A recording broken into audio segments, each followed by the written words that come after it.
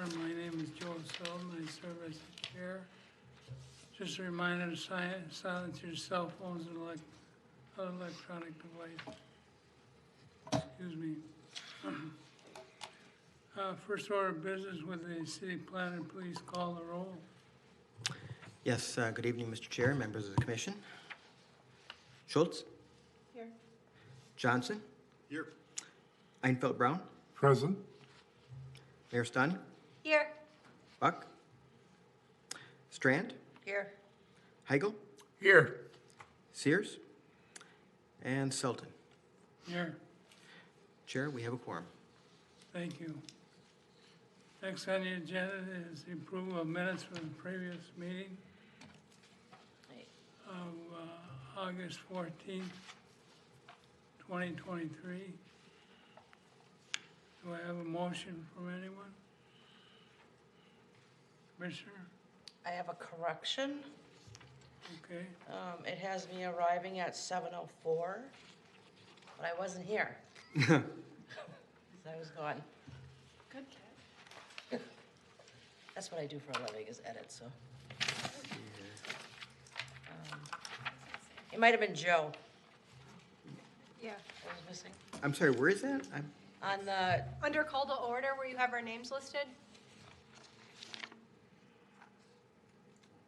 Oh, yep, that was from a previous meeting, yep, I'm sorry. I'll delete that. not a problem. Any And I'll other, abstain from, thank you. Any other changes or? Do I have a motion? I'll make a motion to approve them. Second, I'll second it. I'm sorry, who was the first? myself, Okay. Commissioner Johnson seconds it. Any further changes or discussion? I see none. All in favor, say aye. Aye. Aye. Those against, say nay. The ayes have it, so ordered.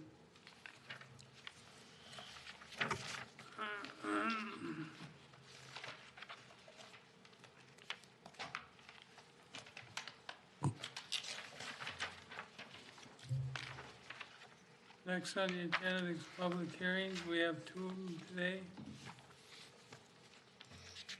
We'll take them individually. Process for the public hearing is as follows. The city planner will present a summary of his report, and the commissioners may ask questions of the planner. Then we'll hear from the applicant, and the commissioners may ask questions of the applicant. After that, we'll invite public comment. If you wish to speak, you need to sign up on the green cards on the table in the entryway and give that sheet to the city planner or card. When you come up to testify, you must state your name and address for the record. First public hearing is a conditional use permit application for the new Horizon Academy for a child daycare center at 7,057th Avenue North, application number 2023-06. Now, hand a baton to Okay. Planner Olson. Thank you. I do have a presentation, as I always do. So here, as you said, it's a public hearing for a CUP for a child daycare center. Just some general information to start. New Horizon Academy is proposing to purchase the property at 7,057th Avenue North and convert the existing office building to a child daycare center. Just a little background here of the adjacent uses. This is in the blue here is the, it's proposed, is the site. Okay.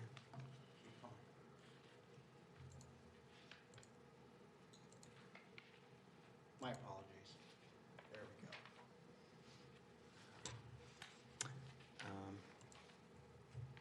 I'm gonna go up to. Okay. Okay. Yeah. So here in the blue is the site, and then the pinkish area is where the notices were sent. Here is an aerial photo of the site from 2022. You can see the existing building with the parking. There's 78 parking spots on the existing property. I think I'm going to go up a little bit. I think I missed a slide. This one here. I just wanted to give you a little background about some of the adjacent uses. So to the north of the site is the U-Haul self-storage facility, which is zoned commercial. Then to the east, there's two different buildings. There's a vehicle repair shop that's in one building, and then in another building there is a barber shop, Masonic Lodge, and those are both zoned commercial. To the west is another office building across Kentucky, and that is zoned commercial. And then to the south, across 57th Avenue, is and a bank. There's two banks, and there's also an auto parts store, and those are also all zoned commercial. So here is the proposed landscape plan, which I think is the most effective way to show you what some of the changes will be to the property. You can see the parking lot is being reduced in size from 78 spaces to 43 spaces, and then there's three child play areas that are being created in the former parking areas. So there's one where the cursor is, and there's the second, and then there's one in the south part of the site as well. And the rest will be just the remaining parking lot. Here are the proposed building elevations. As I said, it's an existing office building, so there won't be dramatic changes to the property, but as far as the elevations, but they are adding some manufactured stone to the exterior of the building as an accent material to that. You can see here's the elevations. This is the top one there would be facing the existing parking lot. The one on the bottom of the screen, that would be facing 57th Avenue on the south. The one on the top here would be facing Kentucky, facing the office building that's across the street from Kentucky. And then the bottom there is what the north elevation will look like facing the U-Haul facility. So some of the stuff I've already gone through, but they're not proposing to increase the footprint of the building itself. They're just proposing to reduce the parking lot from 78 to 43 spaces. The daycare will have a maximum of 189 children, but as they indicated in their narrative, the average attendance will be daily attendance will be 143 children. There'll be 29 employees on site. Hours of operation will be from 6 a.m. to 6:30 p.m. Monday through Friday. The children will be picked up and dropped off in the parking lot, and caregivers are required to bring the children into the center. Parking is probably the issue that I focused on the most. So they are going to be, traffic will be entering and exiting the property from the driveway along 57th Avenue. There is a driveway currently that accesses off Kentucky, but that will be closed to make way for the child play areas. So there'll be one entrance to the property. The applicant has provided a very detailed parking analysis showing the number of parking spaces for existing Twin Cities locations compared to the proposed Crystal location. As part of my research on this proposal, I contacted 5 staff from these cities to determine if parking had been an issue for their facilities that are in their cities, and all of them unanimously said that there was no issues. And I tried to contact staff or cities where the building size and the number of spaces was very similar to what was proposed or what is proposed in Crystal. I think the one in Eden Prairie is the one that I focused on as first because it seemed like it was very, very, very similar to what would be proposed here as far as building size and number of spaces. What I determined was that based on the applicant's parking study and the feedback from these other cities, I determined that the 43 parking spaces are sufficient for this use. Other site elements, stormwater management. The applicant will add stormwater features to benefit water quality and improve infiltration to reduce stormwater runoff rates. Due to removal of the portion of the parking lot, the impervious surface for this site will decrease from 82% of the site to 73% of the property. The maximum for the commercial district is 85%, so they're under that. And as always, they'll be installing erosion control measures during construction, including silt fences, inlet protection, and rock construction entrance. As far as landscaping, I showed you that landscape plan earlier. The property currently has 16 trees with 7 to be removed. Most of those are ash trees that are in pretty bad shape. They are going to be planting 26 new trees and 7 varieties of shrubs to screen the play areas and also just screen the parking lot better than it is now.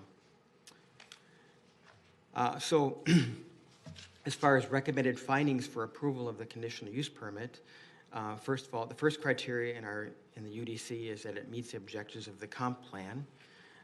I've determined that is correct. The property is guided as mixed use, which is a side-by-side or vertical mixture of multifamily, residential, institutional, commercial, or industrial. The proposed child daycare is in conformance to that designation. The second criteria is this compatible with adjacent uses? And the finding here is that since the footprint of the building will not increase, the character of the area will not change because of this child care center. The hours of operation will be similar to other commercial uses in the area, and the outdoor child play areas will be screened by landscaping, and they will also be located adjacent to little used commercial areas. The parking is adequate. I went through that, just my determination, how I arrived at that to determine that it's sufficient. And then the last criteria is that conditions can be imposed as part of this CUP approval. And I have in the staff report, you see there are 5 conditions. They're all pretty standard conditions that we see with quite a few different CUP approvals. Staff is recommending approval of the CUP with the conditions in the staff report. I'm available for questions if you have any, and also the applicant has several people here tonight too that can speak on not only the civil plans but also the operation of the daycare center itself. Any questions, Commissioner Marisani? I was just wondering if are going to be food preparation areas within the facility? I'll defer that to the applicant, and if they could come up to the podium, someone. And Good evening, members of the commission. Peter Hilger, I'm the architect with Rylar LLC. My address 14 Pheasant Lane, North Oaks.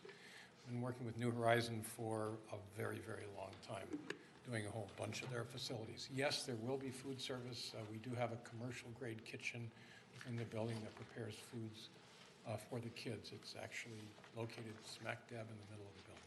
Okay. Could you stay at the podium? Could you stay there? While Yes. Excuse me, any further questions of Mr. Wilson? Commissioner Strand? The 43 parking spots, does that include for staff? yes, So if there's 29 staff, you'll have 14 available for parents to drop off and pick up. That's enough for 189 kids? Yes. Really? Yes, the studies that we've provided, we've gone through, this question is asked repeatedly. I'm sorry, I shouldn't have. no, that's fine. Go ahead. Okay. Yeah. This question constantly comes up with childcare. The thing of it is that not all staff are there at the beginning of the day or at the end of the day. Staff will rotate in and out. So just like we don't necessarily have full occupancy during the day of all 180 plus kids, Sure. we don't have staff there at all the time. The staff will flex. In addition to that, the average time for a parent to drop-off is like 5 to 10 minutes at the most, and same with pickup.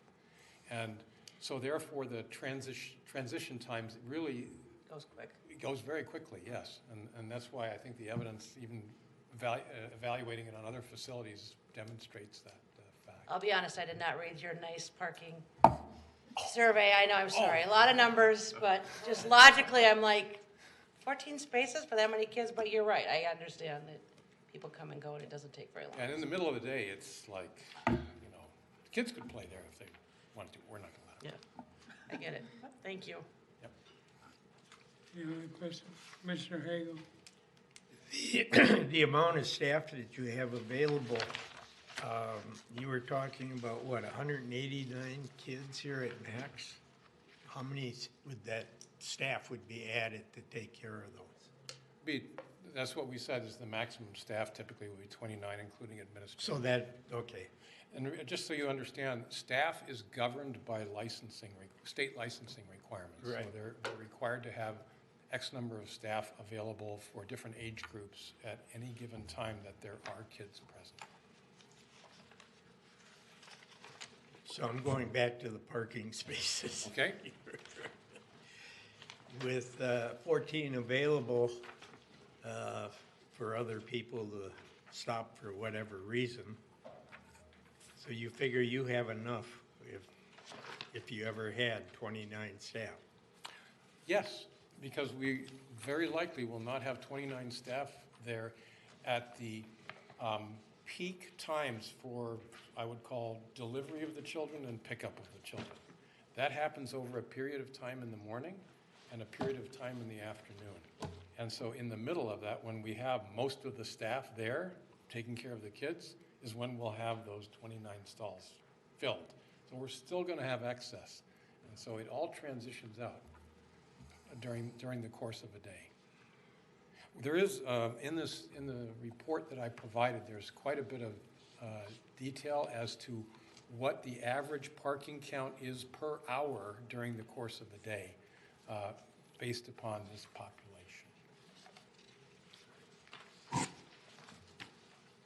Commissioner Maris? Yeah, I'm gonna confirm with him with the not needing that many parking spots. I have a home daycare across the street from us, and there are at least 20 kids at that daycare. And so there are never 20 cars in front of my house to pick up or drop off those kids. It transitions really fast and really easy. I mean, at max, there are like 4 or 5 cars in front to do that.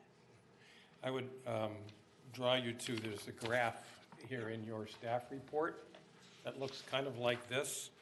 The red line at the top represents the maximum number of parking stalls, and the blue represents what's available for the parents at any, or what the parents would do at any given time, and staff is the red.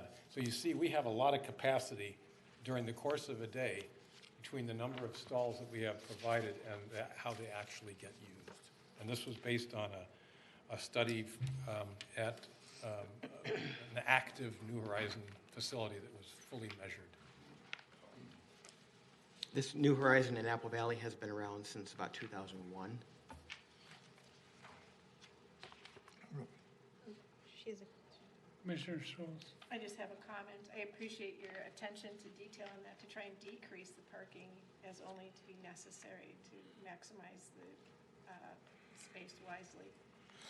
And also, that's a sort of a sustainability thing too, right? Exactly. To reduce the heat island effect, increase the amount of absorptive surface on the site. Commissioner Marisani? What kind of security are you going to have at the facility to hopefully keep the kids from running around outside and keeping them contained? Well, all of the play areas are fenced and they are locked. They are locked from the outside, so there's no public access to the playgrounds from the outside.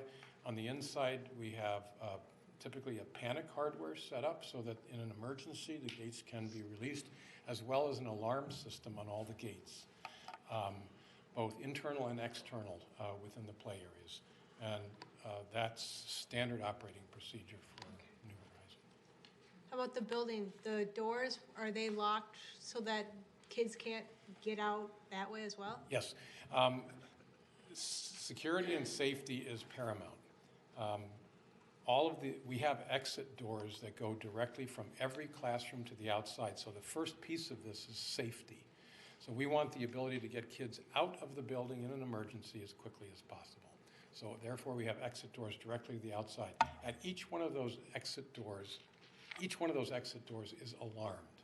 So not only if you got out of that alarm system with the, well, even in the case of the infants, we normally don't think of infants as being able to push a door open, but even in the infants' room, their exit is directly into a play area or directly into a fenced aisleway so that kids can't run out into the street, right? And then at each exit door, we have an alarm system as well, that when that door is activated, the alarm goes off and it can be deactivated by staff in order to allow kids to go out. And then what about the other way? So people coming in, so we don't have anybody accidentally stealing a child?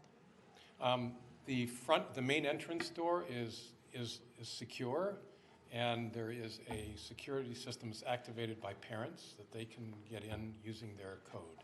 I think I have that. That's correct. You got it. So in other words, I'm the architect. I can't even get in, but I have to press the buzzer. Hope they recognize me.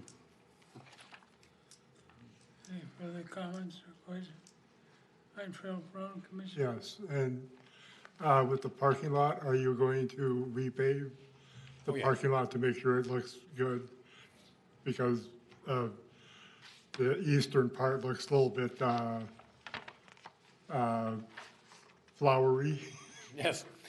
Yes, we are planning to repave it, and plus we have to make some stormwater management improvements within the parking lot. And so luckily we can contain all of that within the existing area, as well as the grades are pretty, we don't have to do a massive amount of regrading. But yes, we will be repaving. That will be required of us. Did you see a breakdown on the age? Any further Yeah. discussion? I just have one last. Commissioner Marisoni. Okay, so you're going to keep mostly preschool age children within this facility. Is there options for this facility to be able to accommodate older children if that becomes something that this area is good for? I will defer that question to the operations staff, which is with me here this evening. So Kelly Ashton is Director of Operations for the Minnesota area. So. Hey there. So yes, the building will be licensed for infants, toddlers, and preschool. But one of the rooms, I'm going to call it a flex room, if we do have a need for school age, we would be able to do before and after care as well. Some of our centers we don't, some of our centers we do. So we'll keep it open. Does that change operation hours or anything like that? No. Okay. No, it doesn't. So, and if that's the case, then we will, in some cases, the buses will bring the children, or otherwise we'll transport the children, so. Okay. Any further discussion? Hearing none, thank you for your time. Thank you. I'll invite public comment. And anybody that wishes to speak, I have no green cards. Did you open the public hearing, Chair? I thought I did in the beginning. Where you spoke. I didn't open the public hearing, no. Okay, thank you. Anybody in the audience who'd like to speak? Seeing no one approach the podium, I'm gonna close the meeting, public hearing. Anybody wish to make a motion before us? Commissioner Strand, I move to approve the City Council for application 2023-06 for a conditional use permit for the New Horizon Academy for a daycare center at 7,000 57th Avenue North with the conditions listed in the staff reports. thank you. Second? Commissioner Johnson, seconds it. Any further discussion?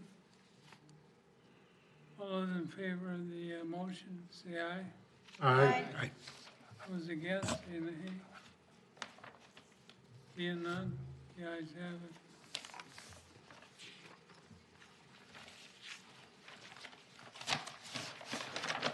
Thank you very much. We appreciate it. Look forward to Thank you. joining the city of Crystal. Thank you. Thank you. Thank you. Thank you.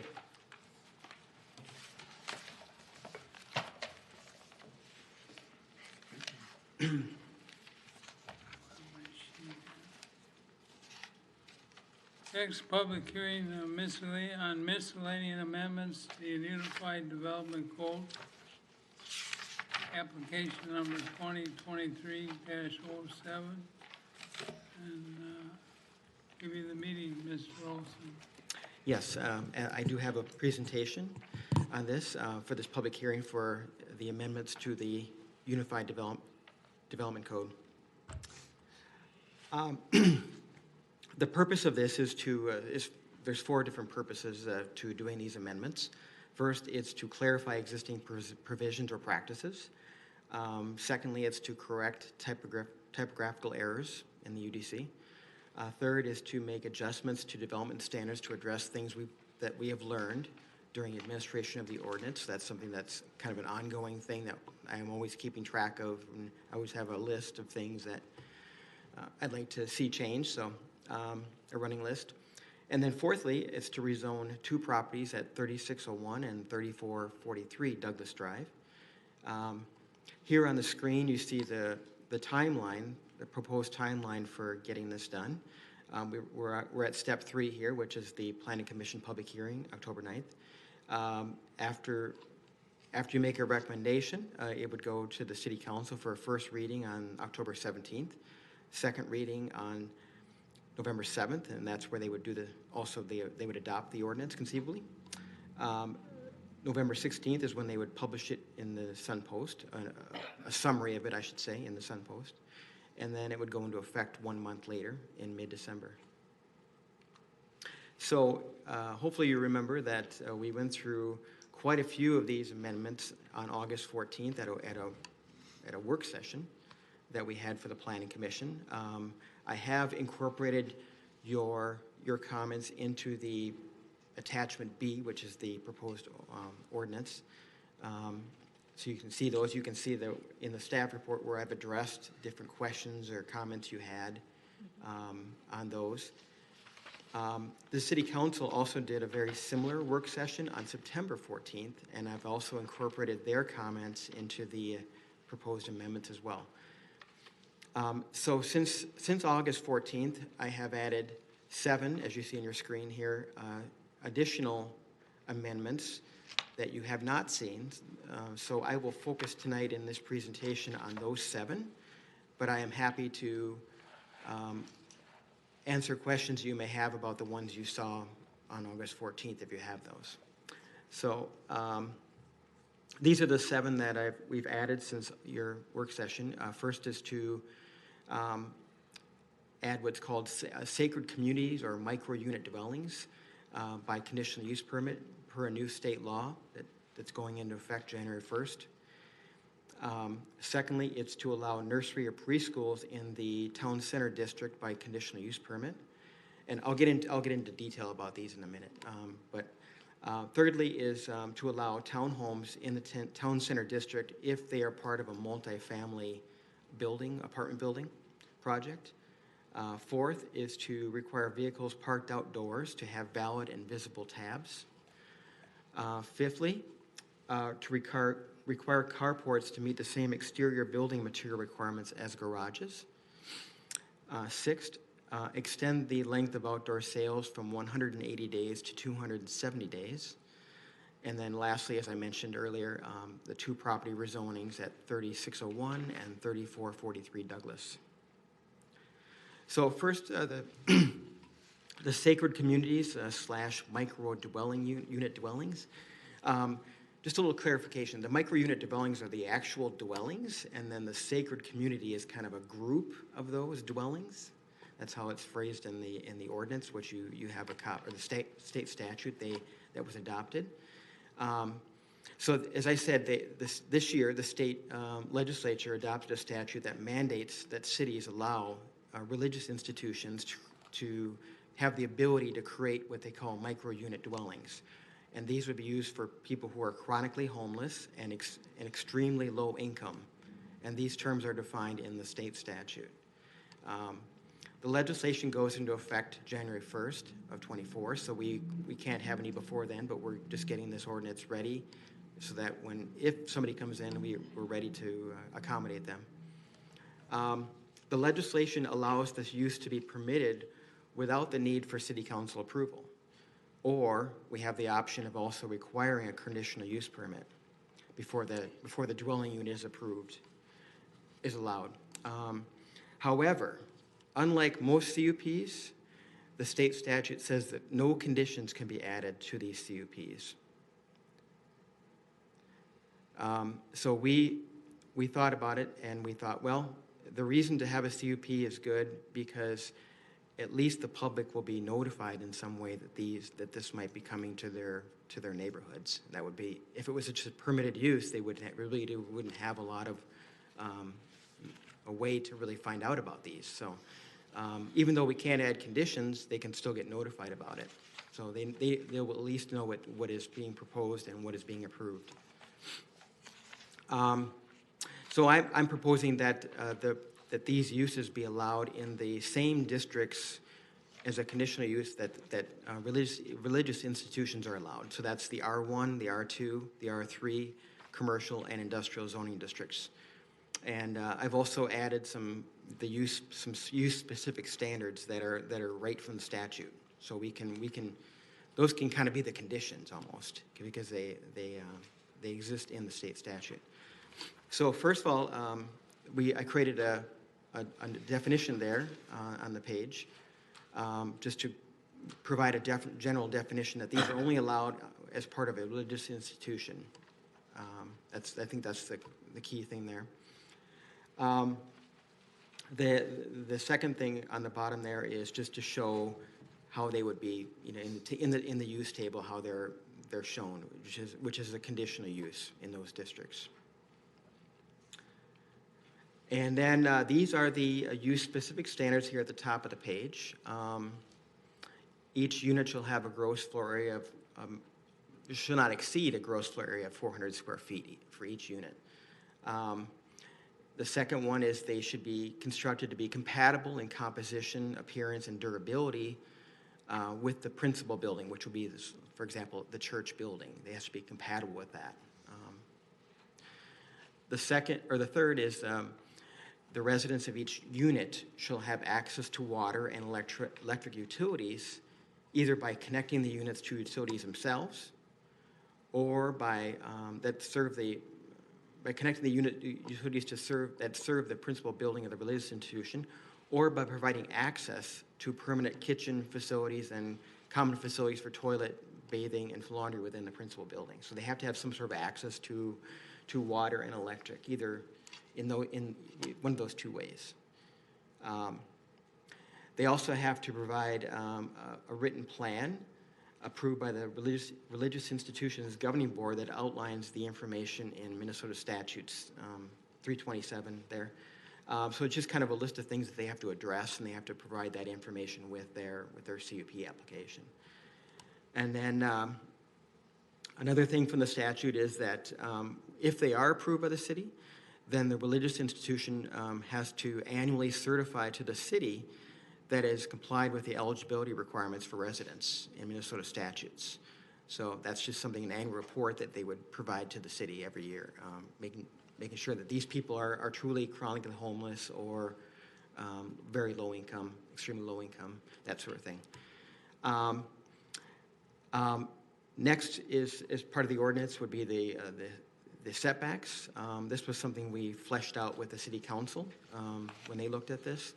Is what we came up with was that it's along any street, the dwelling unit has to be 30 feet from the property line along a street, whether that be both, the front street or the corner side, and then from 10 feet from any other property line.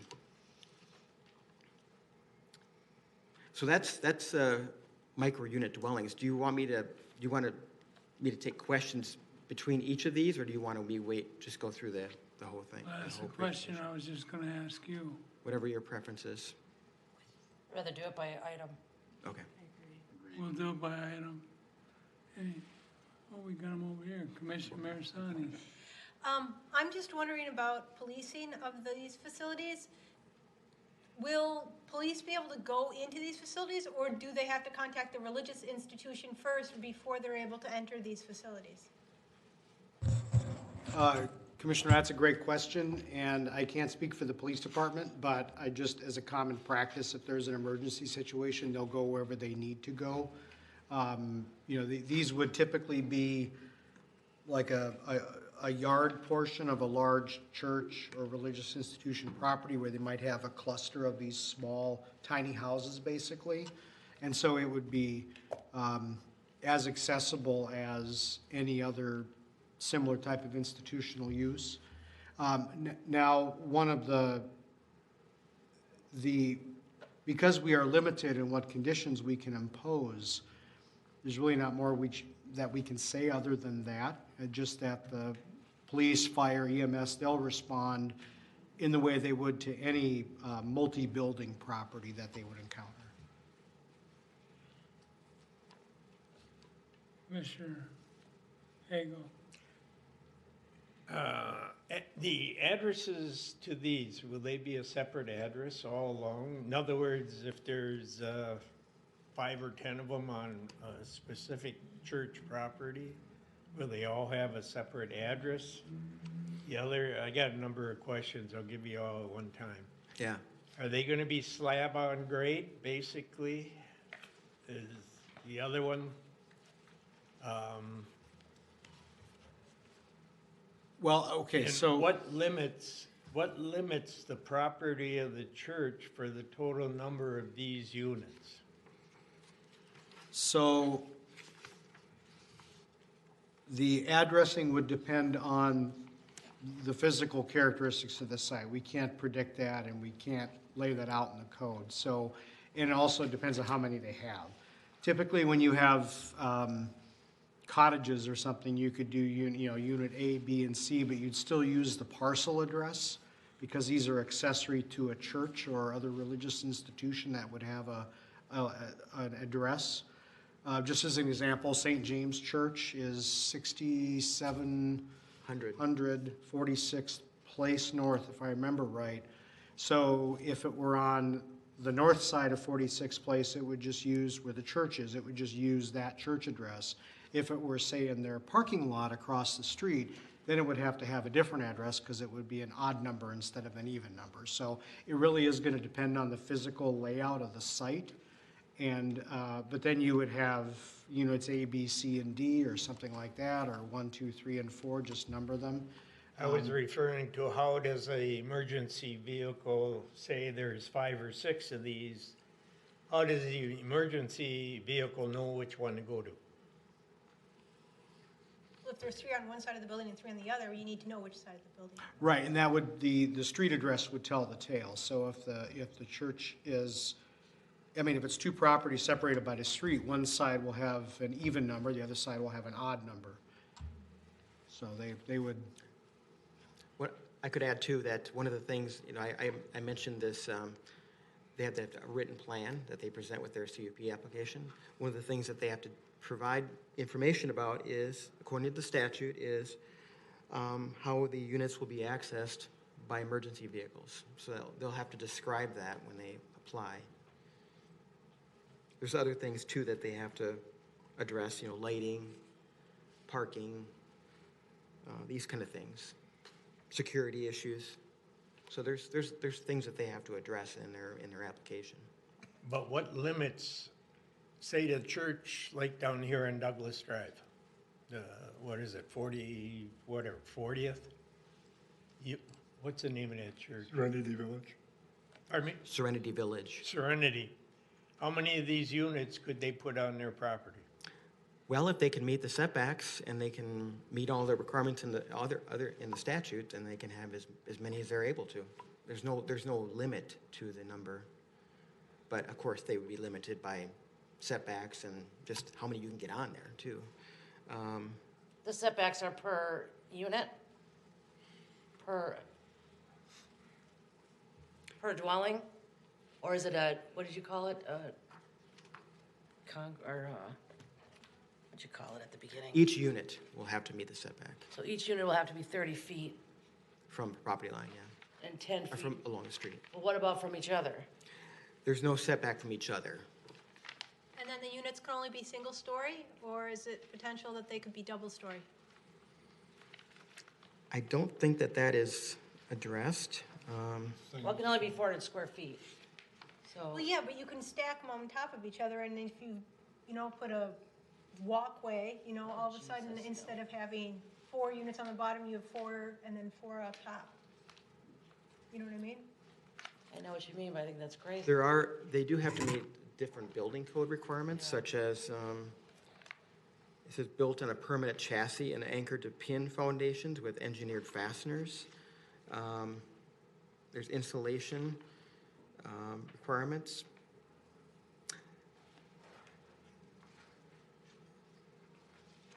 Sounds like the anchoring requirements would preclude stacking them. Okay. They have to meet certain engineering requirements, so I don't know if they would meet that if they stacked them. Okay. I'm not an engineer, so it's. I'm not either. Commissioner Schultz.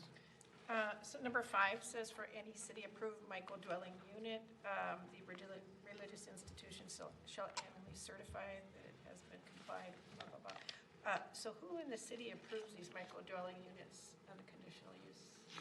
Well, they go through the CUP goes through the same public process that you saw for tonight's CUP, which Okay. is planning commission, Perfect. public hearing, and then goes to city council, and then if the council approves it, which I think would be very difficult not to, in my opinion, then the staff administers it after that to make sure that they keep adhering to the requirements. Commissioner Marisani. Are there any requirements to track the names of the people who will be staying there? So that if someone with a warrant or someone with issues or something like that could potentially be found before another issue would occur by them? Well, they have to, as I said earlier, they have to certify that the individuals that are living there are meeting the requirements of, say, that they're actually homeless. So I don't know if they will be giving them that information by name or social security number, or how they would verify that, how they plan to verify that. I don't know if the police would be privy to that information to know if there's people that are living there that have warrants. I'm not sure about that question. Well, and I know people can lie on names and stuff like that. I'm just wondering if we'll get pictures taken or something like that, so if, let's say, illegal activity is happening or something like that, we at least know it looks like this person, you know what I mean? So we have something to go on, so that they can't just move from one of these facilities to another and just cycle through and not get caught type stuff. I think you're crossing some big brother lines. I know I am. But on the same token, everybody who has a house, so-and-so owns the house and their stuff is there, okay, they're responsible for the property. And I know the religious institution is gonna take a lot of responsibility for the property, but they're not necessarily, if bad things happen, the ones who are doing the bad things. So yeah. Mr. Chair, I think, may I answer that? I mean, we don't have the authority to preemptively require, let's say, the owners of a general apartment building to tell us who all their tenants are. So it'd be sort of the same privacy protection would apply to residents here in these facilities. We have roughly 2,500 rental units in Crystal. Most of those are apartments, some are houses. And we don't, we can request the names of the adult tenants, but we don't have a blanket requirement for that. So it would be, to impose that standard on the sacred communities would actually be to impose a standard that is in excess of what we normally have authority to do for any other non-owner occupied property. But I assume they're not going to be going through background checks or things like that nature. Not by us. That would be up to the church to Okay. do that just like any rental property owner could do that. Okay. I would like to mention, it's not something that we really can, I mean, it's not something that would be part of a CUP necessarily, but they also have what they call designated volunteers. So these are people who are not homeless, and they live in this sacred settlement as their full-time place of dwelling. I'm guessing that it's there to provide some sort of a Yeah, background calming support effect. system, so if they're going through stuff, they have a group to work with. I mean, these are all worst-case scenario I mean, obviously, we hope these work out.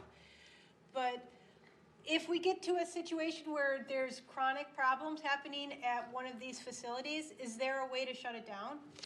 Like you would an apartment building?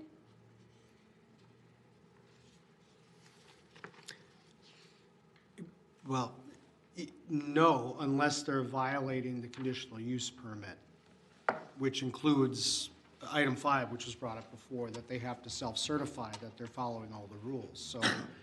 So there is there's the self-regulation by having the requirement that members of the congregation have to live amongst the clients, so to speak, not apart from them, but as part of this sacred community. So that kind of introduces that bit of self-regulation, hopefully. But then if they're violating any of the requirements that are in the CUP, which would include whatever we can from the statute, then there's the potential to just do regular zoning enforcement to revoke the CUP. Okay. So that's kind of what we have to work with. It's awfully thin. I will say that when we talked about this at a staff level, I mean, legislature passed this law, and we sort of have to deal with it. It's not the way we might have set it up. But the one thing that was clear to us is that this needs to be a CUP, not just permitted by right. We need to go through a public hearing process. The neighbors need to know this is coming. That requires the institution to formalize in their application how they're going to operate. And that gives us the best chance of preventing problems from occurring. But it is definitely not foolproof, and we have to kind of do trial and error, in our opinion, and do our best. But the legislature deliberately wrote this to be very restrictive to limit cities' authority to regulate these. That was a legislative choice. Commissioner Strand? Like other things our state legislature does, they don't think it through. This whole, access to water and electric utilities, either by connecting the units to the principal building or providing the residents access to permanent common facilities for toilet, bathing, and laundry. What does that mean? Does that mean that they can just have 10 of these units in the parking lot with no bathrooms or water in it and a key to get into the church? We get really cold here. And so at 3 a.m, if your little baby's got to go potty, you're going to be hauling it across the parking lot. I just think they want to be detailed and make us do things. They should have made more, it has to have a composting toilet if it's not connected, or it needs to have some gray water, white water. I mean, this is just this is terrible. And I know it's not we're kind of bound by it, but that's silly, don't you? I mean, why wouldn't you get into the details there? I feel bad for the people that are going to be staying there, because they're, here's a nice warm house, but you can't go to the bathroom. Or, what about electric? What about heat? I mean, There's nothing in there about heating. nothing. Yeah, it's silly. It just says in the statute, it just says they have to have access. Right, So. and that access can mean anything, right? And so, that's too bad. Commissioner Schultz? Have you been approached by any religious institutions showing interest in developing micro-unit dwellings on their property? I have not, no. Have a bunch of settlements. Any further discussion on this subject? Does this potentially open the door to putting micro-unit dwellings in any residential? I mean, I know we just went through all this stuff with having secondary units on properties and being able to convert our garages as long as they had sewer and stuff of their own. But does this open bringing this sort of thing into somebody's house, like if they wanted to have a micro-dwelling unit or something?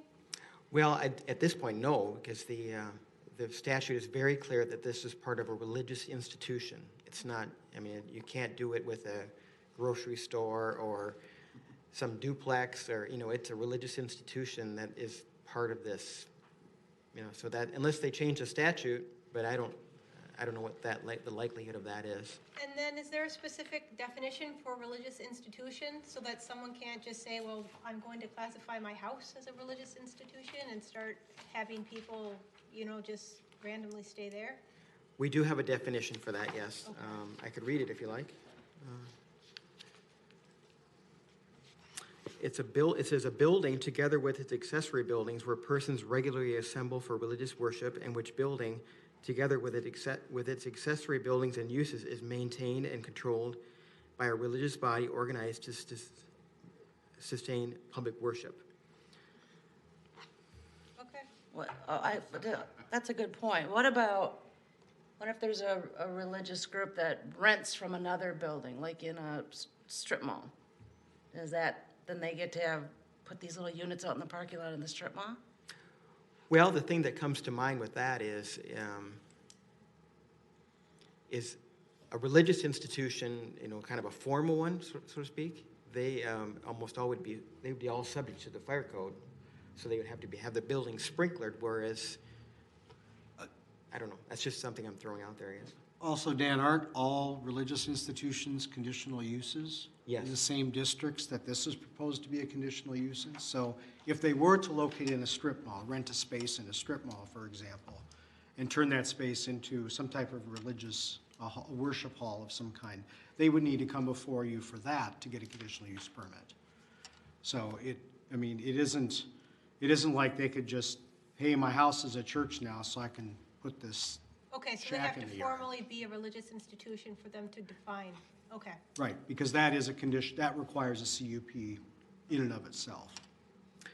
I counted 6 religious institutions in Crystal.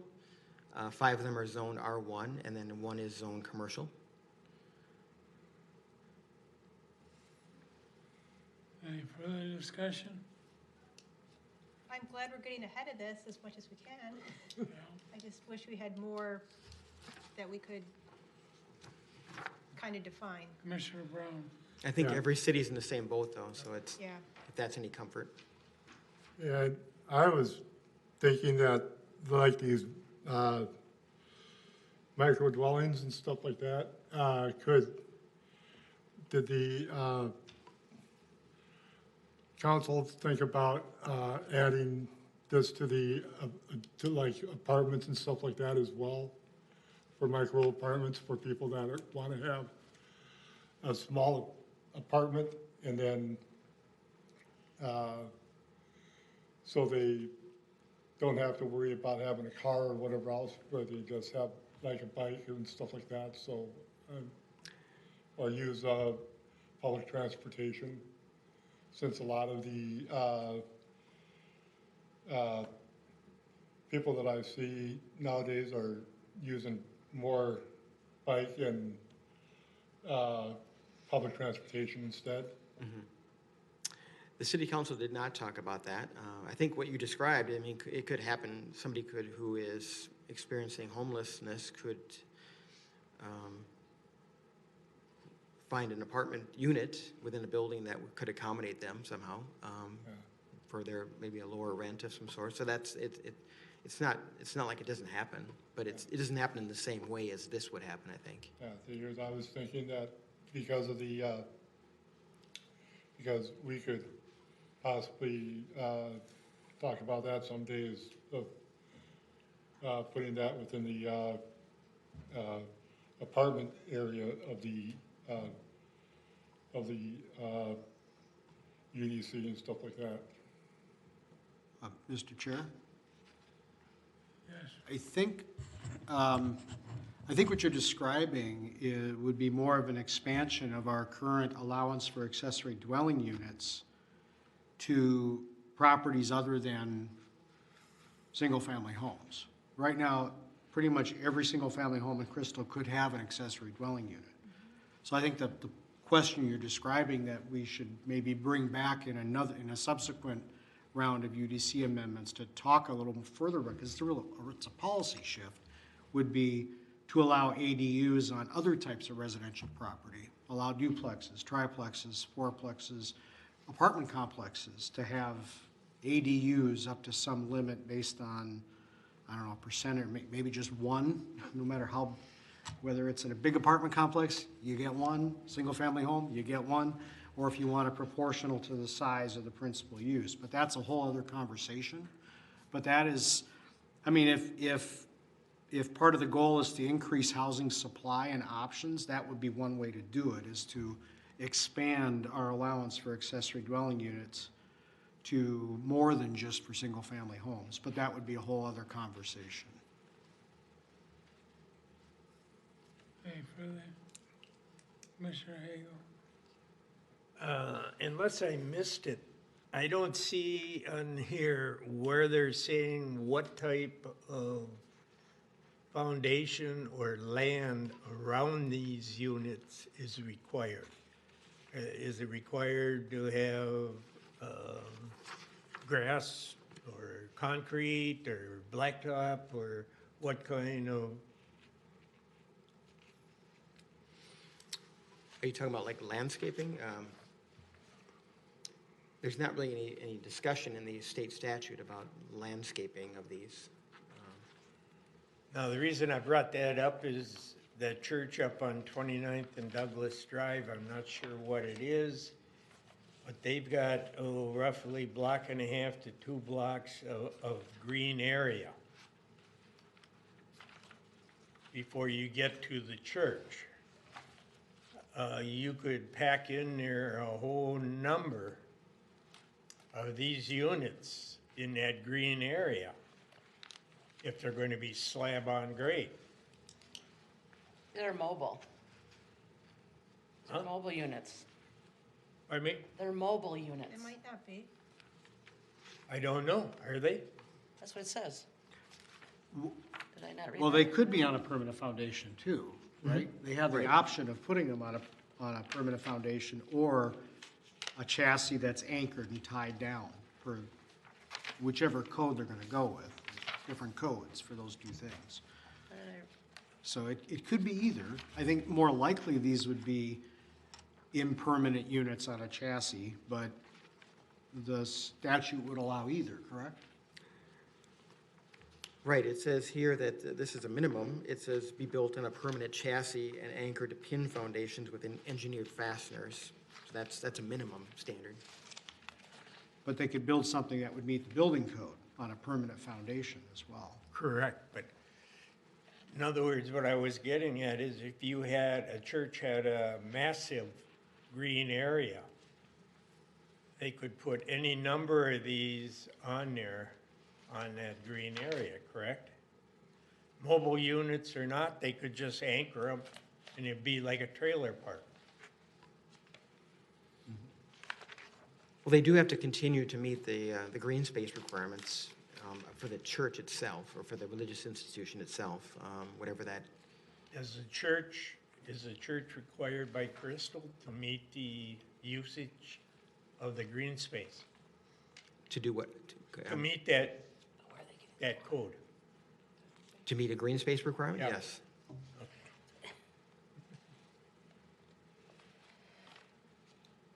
And then, this might be out of, I don't know where it's coming from, but, will you be able to use these as addresses for voting as well? That I'm not sure. I mean, if they're a resident, they have a right to vote in the city, so we'd have to figure that out. And we actually have a process every month where, based on building permits or other approvals, our department notifies the city clerk of, hey, these new addresses, and they put it into there's actually a state database for addresses. So again, if they're addressed as whatever the property addresses, units A through F or whatever, then those would be entered into that system so that they could register to vote based on that address for voter registration. So however we would do it, if they are a resident that qualifies as a voter, then we have to make sure there's a way for them to get into the voter registration system. And then also for schools as well, because I assume some of these units, you would have an adult and a child, and, okay. And we would, I don't know what the school district would ask for to verify residency, but again, these would be addresses that would be, I assume, mail delivery as well. I can't speak for the post office, but they have kind of their own way of doing things at the post office. But it's sort of like the voting thing. Well, if they're living there, we have to find a way to get them their mail, I would guess be how it would work. Any further discussion? Move on. Move on to the second one? Okay. The second deals with nurseries and preschools. There are, within the town center district, which is the kind of the core district around Becker Park, there are 2 pre-existing nursery or preschools in that district. This amendment would allow that use as a conditional use in the TC district. It is already allowed in the TCPD, which is the larger town center overlay around. So this amendment would allow them as conditional. So it really makes the 2 that are there, it makes them legally conforming. And it also would allow in the future for a child care center within that area to apply for a CUP. Some of the use, so I've added it in the accessory table, and then also just as a sort of a use-specific standards relating to fences, we would allow fences, but they cannot be made out of chain link within the town center. You have any questions about this one? Okay. Next, it deals with one family attached dwelling, which the common term is townhomes, in the TC district. So again, this is within that core district around Becker Park. We currently do not allow townhomes in the town center district, and the reason was because we wanted to have that in that one area. We wanted to have more higher densities, and we didn't think that that was provided for by a townhome project. So, but this, just thinking about a little bit further, we have had developers that have said, well, I could build an apartment building, and then maybe on the edge of the apartment, I could have townhomes facing the street with a apartment building sort of above those. So we thought that was a good idea. It really provides the density we're looking for. So this amendment really allows as a permitted use those one-family attached dwellings if they are constructed as an integral part of a multifamily development, such as an apartment building. Which is where, I mean, they're doing that all over, right? Golden Valley's got that, New Hope's got that. So some of the units would be sort of apartment building units, and then others would be townhomes that would have their own separate entrance along the street. So they're all kind of one development. Yep. Any discussion? Move on to the next.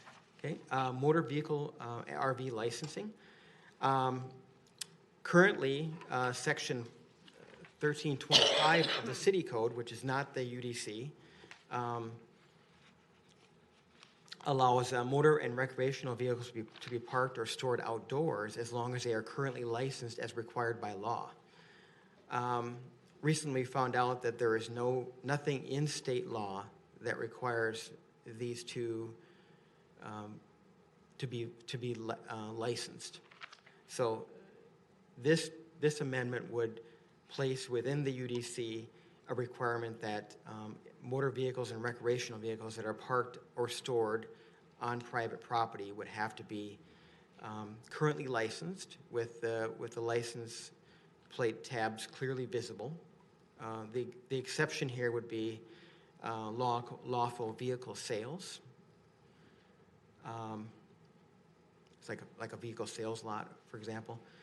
I'm just trying to think what else I can add here. Well, Mr. Chair, let me, little bit of background here. So the police department actually came to us with this discovery that they had been enforcing, and we used to have in our code, a prohibition on outdoor parking without current license on the vehicle. And that, I think, we don't know exactly when it went away. It might have been removed as part of the motor vehicle, or not the motor vehicle, the city code review task force about 5 or 6 years ago. So they had been enforcing that, and then they realized that we have to default to the state statute now, and the state statute only requires licensure when the vehicles are on a public road or a public place. And so they brought it to our attention, and we thought, well, what's the best way to kind of go back to what we had been doing? And this is what we came up with at a staff level. The other thing I want to emphasize is that the primary issue here from both police and community development staff is, it's not why we're asking this question about do you want to exempt 1 and 2 family dwellings. It's about the commercial or institutional or apartment building parking lots. We don't want Crystal's parking lots primarily to become a dumping ground for cars that are effectively being abandoned and become an attractive nuisance. And if this is in the UDC, our enforcement would not be against the vehicle. It would be against the owner of the real estate on which the vehicle is parked, so that we can tell, say, Target or Cub or, pick an apartment complex, hey, we got a complaint about this car with, 2022 tabs. You have 10 days to get it off your property. And that motivates them to figure it out, because that's really their issue, to police their private parking lot. So A, do you want us to do that as a planning commission? And B, do you want us to do that for 1 and 2 family properties as well, or do you want to exempt those so that we only focus on the larger parking lots? And your thoughts on that will be central to what we bring back to the city council on the 17th. The council discussion, they talked about this at length. First of all, they wanted to know why, what the value of this is, and John just really described that it's another tool in the toolbox to help alleviate problem properties where they're just having, as John described, vehicles just sitting there, abandoned potentially. So it's a tool in our toolbox to get rid of those type of nuisances. The council had, one of the council members, I think, had questions about, well, what if somebody's working on a project car, that they have in their driveway, and it's not licensed? Is that going to be subject to this? And that's where the question came up: should we exempt 1 and 2 family dwellings from this requirement? I would vote for exempting, because I think there's a lot of people that might have a car that they're working on or whatever. If it's in their driveway, they should be able to work on it. Mm-hmm. But I understand the commercial part of it, so I would vote for exempting 1 and 2 family dwellings. Commissioner Johnson? Yeah, if we were to approve this one, I think exempting would be the way to go, 1 and 2 family residentials. But I'm questioning if the state law does not require vehicles to be licensed if they're not on the public roads. Does the city have the authority to make that requirement? Would that be in effect trumping state law? That's a great question, and according to the city attorney, no, because it's a zoning regulation. So the statute that they're talking about is kind of what the police work off of, but we can, basically it's motor vehicle parking of any kind is an accessory use under our zoning ordinance, accessory to some principal use of the property. So we can have local standards for what that is. And so a good example is if there's just a random car sitting in the Target parking lot in the back that's been abandoned, that's not accessory to Target, it's just somebody dumped a car there, right? So this would fall under zoning, and it would not be the police enforcing it. It would be community development presumably on a complaint basis. And again, we would notify, the police notify the vehicle owner.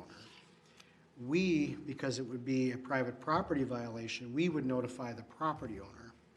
And I think kind of where this idea came from, in the council discussion, one of the council members asked, well, what's to stop the police department from, they didn't use the word trolling, but that's, I think other cities do that. I'm pretty sure Crystal doesn't, where they go through like the Target parking lot or Cub or whatever, you know, retail stores and look for cars with expired tabs. I mean, I don't think Crystal does that, or maybe has never done that, but other cities might, and that was a concern that came up at the council discussion. And that's not at all what we want to do here. This is not about, you know, a customer's car that's there for an hour. And so we've written this so that that isn't how the enforcement would work. For zoning enforcement, it's automatically like a 10-day, you get a 10-day written warning, and the property owner, the real estate owner would get 10 days. It isn't like an instant violation. There'd be a 10-day notice before any further enforcement action would occur.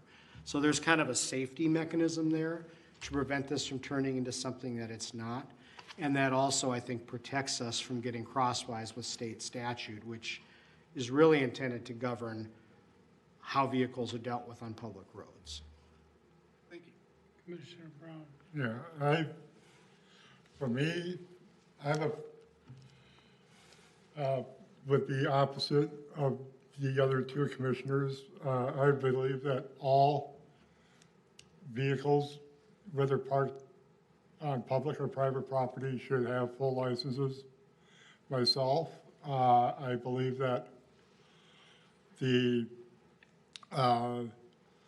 that if you are working on a vehicle and stuff like that, you should have at least a bumper that has the plate on there as well. But what can we do about the people that have, say, vehicle covers over the vehicles and that are covering up the license plates as well? But for me, I would vote for not exempting the 1 or 2 family dwellings, because I believe that it affects all of us, no matter what. Well, the ordinance as proposed does also prohibit the covering, the obscuring of the plates, where we do require registration to be visible. It has to be visible. So that's baked into, excuse me, the ordinance as drafted. Just a question of, you know, do you want to exempt certain types of properties from it? So that part is in there. One thing that we should also mention is that as far as like project cars go, and this came up in the council discussion, if it's an inoperable vehicle, wheels are off, headlights are busted up, whatever, you can't work on those. I mean, you can work on it for short periods of time, and again, it's a zoning violation, so you might get a 10-day notice, but you really should be working on that in your garage, not out in your driveway. If it's going to be, I mean, the idea of a project car, because terms mean different things to different people, right? A project car could sit out there for 6 months. That's not allowed now, because if it's not operable.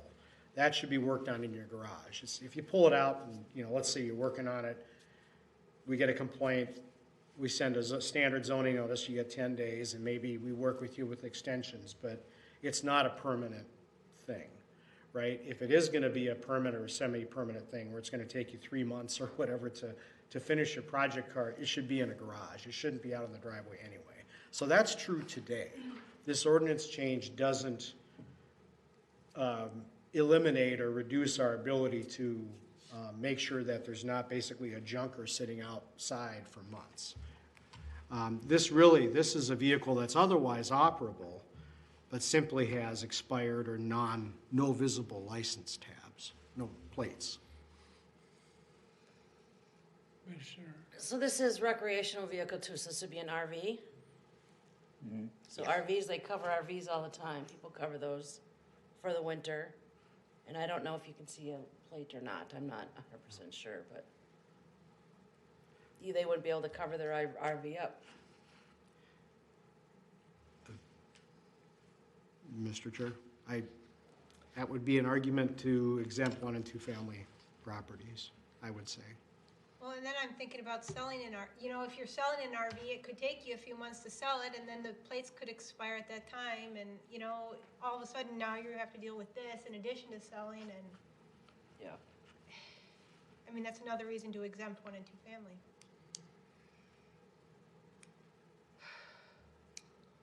So what are you looking for, a vote? You could take a vote on this particular thing if you like, because it sounds like there's some different opinions. And then, Any discussion? and then Brown? the other thing I'm thinking of is that with RVs and whatever else that are in people's yards or whatever else, sometimes they're behind fences and things like that because you gotta, so, I believe in some areas you can't have it visible from the street and whatever, so the top may be visible, but the whole thing has to be behind a fence or something like that, so. Yeah, that's a great point. I mean, it may be if it's a boat or a camper trailer or even a full-blown RV, I mean, we do allow those to be parked in the backyard. That's often what people do with them over the winter, for example, is out of sight, and they sit there, and then they bring them out the next season. Yeah, I think you can tell which way, what would be easier for staff is to exempt the 1 and 2 family dwellings. I think we're kind of broadly hinting about that, but we didn't want to, we wanted to hear your thoughts as a group on that and give us some direction, or at least a clear, if a majority of you feel one way or the other, that can guide us as to what we put in the ordinance that goes to council next week. So I'm just trying to understand the logistics of this. Okay, we have a car parked in Target. Target gets notified that this car has been parked there for 10 days. So then Target contacts police and say, hey, we have this car that's been parked there for 10 days. Can you do something about it? So then the police come and they tow it somewhere. They get the VIN number and they find out who owns the car. And then the owner of the car has to get it from impound or something like that? If it's on private, great question, because that's definitely something that is challenging, because vehicle registration records are not public. So if somebody's parked on your private property and they're not supposed to be there, and if you're a commercial business and you don't know why they're there, you should tow them, because they're not supposed to leave their car there, right? You're not a customer, you're not an employee, just some random car left on your property. Now, if Target says, we want more time to try to find them, or we think we know who it is, we work with, this is, in zoning enforcement, this is very normal. We'll do extensions based on particular facts and circumstances. So if, say, the hypothetical Target manager says, we don't know whose car it is, but one of our employees thinks it's his buddy Bob, who is, on vacation for 2 weeks. Can you give me another 10 days so I don't tow this guy's car? We'll say, yeah, sure, we'll give you another 10. We'll work with people. We do that routinely in situations like that. This also was discussed at the council. I know it's not good when staff tells appointed or elected officials to trust us, but with some of these details or these situational things, obviously I don't want to say you have to, but there's so many potential circumstances that we can't predict, that we have to exercise some discretion, just as the police do all the time.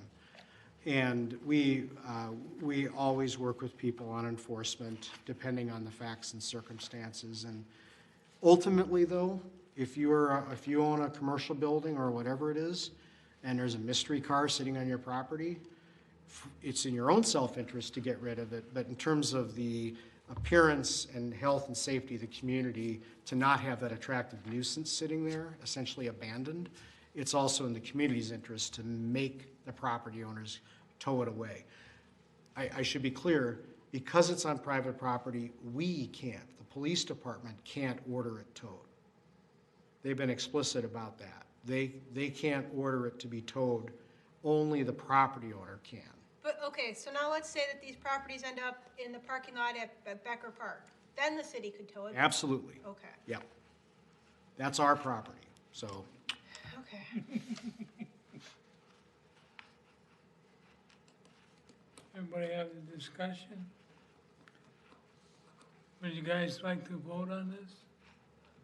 Fair enough. Raise your hands. Ready to vote? What's the vote? Are we voting? Well, it would be a recommendation more than a vote, I would say. It's part of your recommendation, yeah. But I mean, I would recommend that we do exempt the 1 and 2 family homes. I think there's a lot of issues there that still aren't teased out enough for us to be able to not exempt them. Yeah, I don't want to limit I people. think what you can do is you can make a motion to that effect and then see if there's a second and then take a vote that way. I motion that we exempt 1 and 2. Commissioner Marisani is Sorry. making it. I motion that we exempt the 1 and 2 family dwellings from this off-street parking licensure requirement. I'll second it. Any further discussion on this subject? All those in favor say aye. Aye. Against, say nay. No. Roll call. Okay.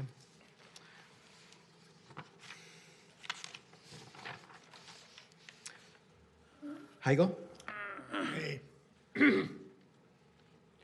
Strand? Aye. Selton? Aye. Maristani? Aye. Einfeld Brown? No. Johnson? Aye. And Schultz? No. No? Okay, Split. let's see. Never mind, we're 7. 7, so it's a Yeah, it's 4 yeses and 3 no's. 3 noes, so the motion carries to exempt. Yes. You're free to move to the next item. Okay? Okay, this relates to exterior materials for carports. The amendment clarifies that exterior material requirements apply not only to garages, but also carports. I would say this is for detached garages. So this is a section for detached garages, and we used to have this same requirement for carports, but in the shuffle of creating the UDC, it kind of got left out of there, so this amendment restores that to what we used to do. I thought we didn't allow carports. We do. They're subject to different requirements, just like detached garages are. And this is one of them. Any discussion on this one? Just a question. I know there are carports around, but is anyone still building them new? I do get calls on them periodically. I wouldn't say it's most people build a detached garage, but there are some carports. What happens, I don't know if there are any properties within our city that can do this, but let's say you have that 10-foot space between your exterior garage that is not attached to your house and then your house. Can you just lay something over the top? Would that be considered a carport? No. I could read you the definition of a carport. Thank you. Maybe that's a breezeway. You need to get involved all the way. Just, may I ask a clarifying question? Yes. So you mean like if you've got, you said existing detached garage in a house? Yeah. So no, I mean, there are 2 different structures. Presumably the detached garage is built on a floating slab where the house is on frost footings. You Okay. can't connect them. And I don't know the building and fire codes in and out, but at some point, so in other words, if their foundation is a different type of foundation, they're gonna move differently with the season, so you can't structurally connect them. But if you can, there may be a way to do some kind of an overhang from one structure over the other, but then that triggers fire code requirements that I don't know much about. So I guess there might be a way to do it to meet all the codes. So But are you- carports completely different structures than garages too? Like it's not gonna be a little overhang that you have off of a garage? So a carport could be either. It could be a detached carport, meaning it's maybe attached to a floating slab garage, something like that, or it could be attached to a house on a permanent foundation. But whatever it's attached to, the carport's footings have to be the same type of footing structure as whatever it's attached to. Most carports, back in the day, there aren't many being built now, but they're typically built like where a garage would go, but instead of an attached garage. So usually carports were attached to the house, and they're more common in warmer climates, of course. So if someone were to build a carport instead of a garage, all we're saying here is it has to meet the same exterior requirements, material requirements as garages. They can't just put a tarp over it and call it a carport. Any further discussions? Okay. Next item. Okay, outdoor sales, this came at the request of the city council when they met on the September 14th. It's just changing the amount of days for temporary outdoor sales from 180 to 270, and it's, the idea here is it matches what we allow for outdoor dining. They have the same requirement. Any questions? Move on to the next item. Okay. The last two things I'll talk about are the two rezonings. First, this is the rezoning of 3601 Douglas, which is at the intersection of 36th and Douglas. It is zoned, as you can see, it is zoned commercial. It's in a two-family dwelling that was built in 1959. The proposed zoning would be R1. The rationale here is that the property was zoned commercial in the 1970s, and with the expectation that the two-family dwelling would eventually go away, and that this property would develop for commercial use, but that has not occurred, obviously. Redevelopment for commercial use would be difficult for these three reasons. It's small, and the topography of the lot is not. It's not just a flat lot. It's unlikely based on market demand for residential property. And it's inconsistent with the comprehensive plan guidance, which this property is guided low-density residential in the comp plan. So there's a lot of different, all those together really say that this property really should be rezoned residential like its adjacent neighbors.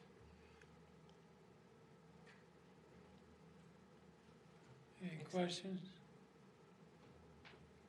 Move on to the next item. Okay. The second one is that this is an EDA lot. It's there, you can see it's a long, narrow lot just south of the Sweet Living facility. It is zoned commercial. It's guided in the comp plan as medium density residential. And so the proposed zoning is medium density residential, which is R2. The rationale for this is that the property was zoned commercial about 10 years ago, presuming it would be redeveloped along with what's now the Sweet Living facility or property. So when Sweet Living did come in, we tried to get that to happen, but they just weren't interested. So now it sits here vacant with the commercial zoning. So the second rationale is that it's not a standalone commercial use is not necessarily desired for this long, narrow lot. And then, so the R2 zoning is more appropriate for this site, and it's consistent with the comp plan guidance, which is, again, medium density residential. So that's the rezoning for 3443 Douglas. What is the dimensions of that lot? I think it's 65 wide and I want to say like 300 maybe. 10 Yeah. deep. It's 267 deep. That's right across the street from me. yeah. Right, and when I moved in, Bob lived there. He lived in that house with his dog. And so there was a house there. The house will fit. But it is a long, narrow driveway. I was hoping we could repurpose that into a nursery or into a, Any other Plants. questions? sorry. Makes sense to be not a commercial. No, it does make sense. You see no questions? Okay. Move on. So last slide, staff recommends approval of the proposed UDC amendments and the 2 property rezonings. The action you're requested to do for tonight is to hold the public hearing to receive comments, and then consider recommending approval of the proposed UDC text amendments and also the 2 property rezonings. And then I've put the next steps again on this slide. Go to council next on October 17th. Any question or concern about the package? I just have a comment. I wasn't here last month, I apologize, but I think when we have amendments and then actual zonings, they should be separate. I know these 2 are simple, I mean, pretty, cut and dry, but I think, because sometimes those UDC amendments can get pretty crazy, and then this gets held up. You know what I mean? Because we can't split that stuff. So I just think if we're gonna rezone something, that should be a separate Okay. action versus the UDC amendments. Just a personal, just a comment. Okay. You proposing that we do it now? No, I mean, I'm just saying in the future. I mean, these 2 are pretty cut and dry, but. Any other comments? I'm ready to hear public comment if we have any. Right. Any other comments or concerns for the, okay, hearing none, we'll move to the public hearing. If I didn't open it before, I'll open it now. Anybody that wishes to speak? Yeah, bring your card up.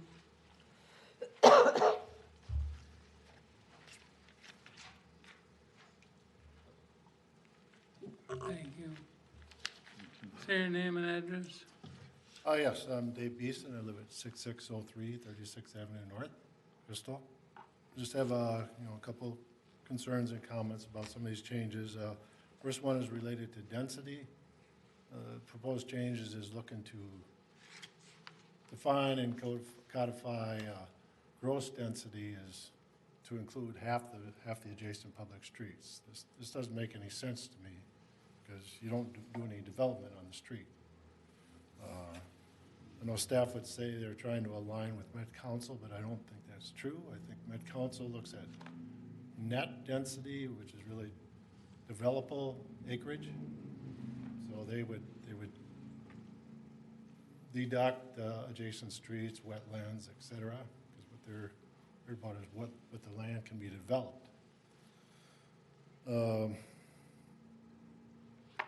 So I mean, it's meant to encourage communities to make good use of the land, and so streets are not counted in this developable acreage. But that part just doesn't make sense to me. To give you an example, let's take a R2 lot, 100 by 100 for multifamily. The lot has 10,000 square feet, or 0.23 acres. But if it was a corner lot, you got a street on the side, you got a street on the front. You could count 30 feet on the side, 30 feet on the front. So you could pick up another 6,000 square feet. So the density goes up by 60%. The available acreage for density calculation goes up 60%. So if that was a multifamily house, you could go from, which would be allowed 16 units per acre. So if you look at just the lot, it would be 3.5 houses, or 3.5 units, or rounded to 3. If you go and use the gross calculation, it's almost 6. So seems to be a disconnect here on what the intended purpose of that available land use is. So I don't, this seems to be a way to just put more units on smaller areas, and I think there could be some unintended consequences that really aren't compatible with the intent of the UDC, and they could lead to congestion. So I would ask that the commission recommended that this UDC be amended to base density on net or developable acreage, not gross. Just doesn't make sense to count the streets. Second topic is just a few comments on the this micro units. I mean, this a lot of good discussion here. I like to see that discussion because this seems to be potential for a lot of unintended consequences for this. And I guess the question for staff is, I mean, has Crystal or any others, the Minnesota cities, pushed back on the state legislature? Because they kind of just threw this together and we're supposed to pick up the pieces in our neighborhood. It just doesn't make sense. I know they had one test case in St. Paul in 2022 and now they adopted it statewide. It's crazy. Related to that, a couple of comments. Sacred communities are subject to the laws governing landlords and tenants. So it would seem this is a rental operation that the city should employ or enforce its rental agreements. You know, other rentals have to be licensed or crystal to my understanding. So this is a landlord-tenant arrangement. The city should be able to enforce some things, even though the statute says you can't enforce anything. We still have rights within the landlord and tenant statute. And then I think you mentioned this whole density thing. That becomes a real concern is how many units are you going to put here? There's no restrictions on this. This is somebody's, I mean, these are wheeled units, effectively a campground. So I'd like to find some way to put some guardrails on this because there's a lot of potential issues with this micro dwellings. Thank you for your time. Thank you. Thank you.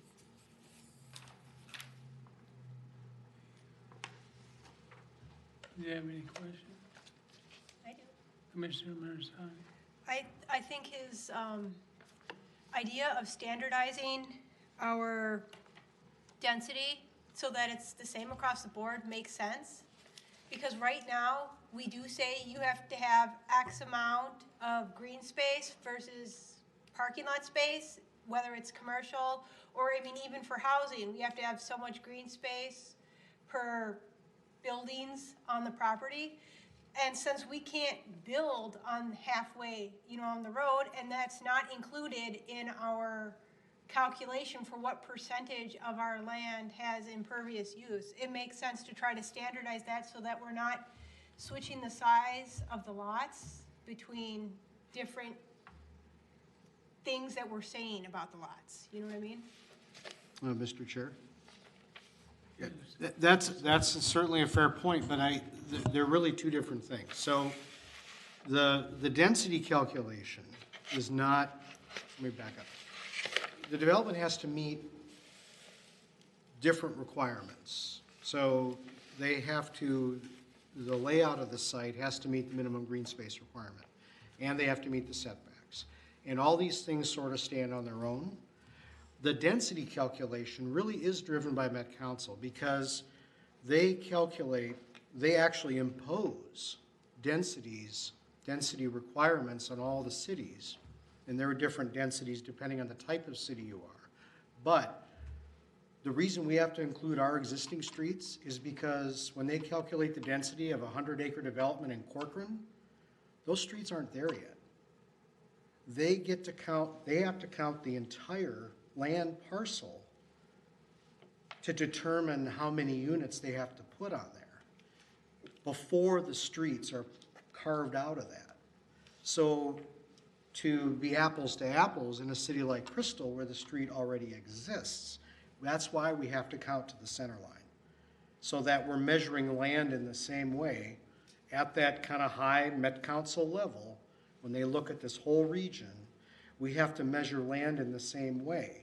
And in Corcoran, or wherever, pick a hypothetical, a new development where it's 100 acres of cornfield, right? The streets that will be platted in that development get counted as part of the total acreage of the development. again, to be apples to apples, that's why we have to count to the center line of the streets. Yeah, but you could just as easily do it the other way where you, okay, there's going to be a street there one day. You don't know if it's going to be a long, narrow street or if you're going to have a crossroads in the middle of the cornfield. So can't you take those out versus putting ours back in? Because we can't develop ours. They have the opportunity to be able to make it an S, to be able to make it a plus sign, to be able to make it 2 parallel streets. I mean, we don't have those options anymore. Fair enough, but whatever street layout they choose, the acreage of those streets gets included in the area of the development to calculate the overall density. So whatever layout they end up choosing doesn't matter. The area that those new streets use is part of the development site. And so again, to do the math apples to apples, we have to count to the center line of the street. Yes, our streets, I mean, there are some exceptions, but generally our streets are all already here. The streets don't yet exist there. But the area of the development has to include the right-of-way to the center line, because otherwise we are counting, again, it's that Met Council level, right? At a regional level, we're counting or measuring land differently than new developments are. And they have these density requirements that apply regardless of whether the streets are there or the streets are going to be built later. It's the same density mandate from Met Council. And so that's why we count it as based on gross density to the center of the street. So when they do they take that in consideration when they calculate how many dwelling units should be? I mean, do they look and say, okay, there's gonna be so many miles or whatever of street, and so that's not gonna be house? No. They don't know, because they don't, in other words, they don't deduct the land area of all the local streets from the density calculation. This is this development site. Well, at the Mid-Council level, it's actually, we're going to either, bring something into the MUSA, which is the sewer service area, or it's a comp plan amendment or something, right? But when the comprehensive plans are developed, they set these density requirements for all the cities. And in developing suburbs, yeah, the streets aren't there. But the land that the streets will eventually use is part of the land area that they calculated based off of. Commissioner Schultz. How do you see this being applied in Crystal? What is the importance of changing that or having this measurement if our streets are already developed? What's the purpose of having this? Because our ordinances and our comprehensive plan have to be consistent with what Met Council has said are the guidelines for our community in terms of density. I don't remember exactly what they are. For low-density residential, it's a range of this number to this number units per acre, right? And then it's for medium density, it's a higher number, and so on. So you have to have, to amend the comprehensive plan in your zoning ordinance, all this stuff is based on this overall density calculation. Like we've been given this range by Met Council that we have to set in our zoning as far as new development. So they set the rule, they set the calculation, they set the parameters that we have to live with. I mean. And the other thing I'd point out too is this is a clarification, but you've had this come before you many times before. I think you may remember in various, I can't remember the most recent one. Was it 4303, 4309 Colorado, that old duplex that got converted to a group home, and then now they want to convert it back to a duplex? I think the density, I mean, this is not a new practice. We're basically fixing the code, so I think it's murky, or I don't remember what the It just isn't stated clearly, yeah. what gross density is, so that, but it's not like the actual practice is going to change from what you've seen in multiple examples over the last several years. So are you saying that Mr. Bisson's concerns are unfounded based on the definition change? The concerns are not unfounded, but there are other ways to regulate things like setbacks and green space, and those things are all regulated separately in the code. The gross density calculation is just that part of it. When we get a development proposal and we have to evaluate it based on its conformance with our ordinance and our comprehensive plan, which is kind of comes down from on high from Met Council, we have to see, does it fall within the allowable density range? And to calculate that, that's where we use the gross density calculation. We don't use it to determine green space. So it's a tool. It's a tool, and it's one of multiple ways we have to evaluate a development proposal to determine whether it conforms to the ordinance. Yeah, I'm just going to say this, I don't know if we can actually do it or not, but I think we should recommend to the Met Council that they do take roads and stuff that the cities themselves can't construct on and subtract that maybe from the space of Crystal. I know it takes a lot more math because you have to figure out the road is this wide and this long and everything like that.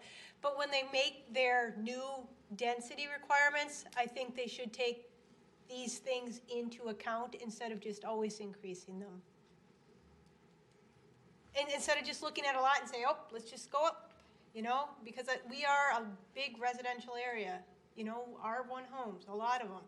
And we're not just going to tear them all down and turn them into duplexes or apartments. So they need to be told to use a little bit of common sense with some stuff. And I don't know if we can do that as a city or not. I would say the majority of our city is zoned and guided for low-density residential. Yeah. I mean, we are a bedroom community, so the maximum density in the R1 is 6 units per gross acre. No, I know, but I know that they always, every 10 years they come back, we want another 100 units in the city, or we want this, and that just seems, yeah, we're built up, it's really hard for us to do this. Yeah. You can't make us, we can't, yes, there's a spot here, like by where Big Louie's is, and they're building now, but it's like, we can't make somebody buy that property to build what you want, type stuff, so. Right. But the town center, I think that was one of the purposes of the town center, was to really focus the redevelopment that is needed for the region and would be built in Crystal, focus it in that area.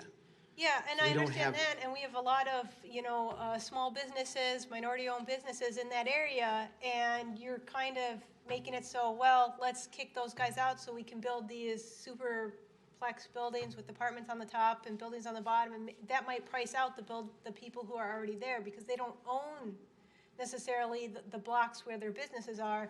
They rent those out, so it's really, difficult to say that, yeah, we're gonna kick all those people out to put in this new stuff.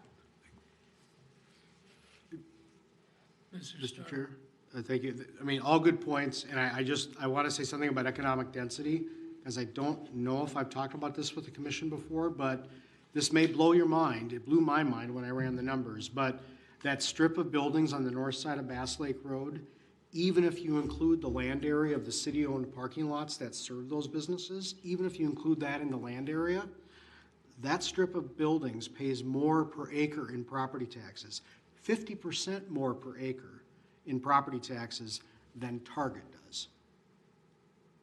Like, that's economic density. And what that means as far as redevelopment is that it's really hard for a developer to make a site like that with all these small businesses feasible, because it's actually worth a lot more than you might think just looking at it. So the site by Big Louie's, that was our only vacant site in that town center area, so it's logical that got redeveloped first.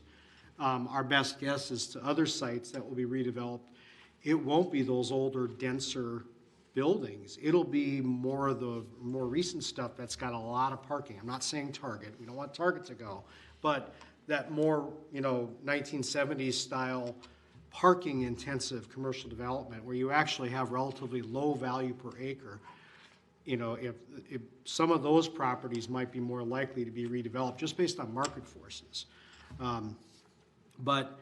Yeah, that's something that if I hadn't mentioned that to you all before, I apologize, because that, like I said, that was mind-blowing when we ran those numbers. And that's not unique to Crystal, that's true in a lot of places. You look at a place and go, oh, that's old and it's worn out, it can't be worth much. Actually, per acre, that's probably paying more in property taxes than that brand-new Taco Bell or whatever comparison you want to use. So, just putting that out there. Any further discussion? Seeing none? Do you have any more? Yes, come forward. Thank you very much. Your name and address when you get to the podium. Good evening, everyone. I'm Sarah Taylor, and I'm at 3418 Florida. And I just had a kind of a quick comment based on the conversation being had here, but my question is more around the rezoning at, I think it was 3443 Douglas. And just understanding, it sounded like it was medium density that was mentioned for this one. Just wondering with I live very close to that strip, and so just wondering how it would become more than just a single home unit if we're talking medium density. Right. The future of that lot has not been decided by the EDA board yet. They've had discussions here and there. I think the feeling here is that we want more than just one single family home there. But other than that, I don't know if I could really say what would go there. Potentially, it could be a 3-unit building. It could be a row of maybe 6, 8 townhome units, similar to the building that's just south of that on the screen there, which is at yes, there's 8 units there. I would say I feel like the wall that's there for the sweet living, it makes it like I was going by thinking, where do you put your car?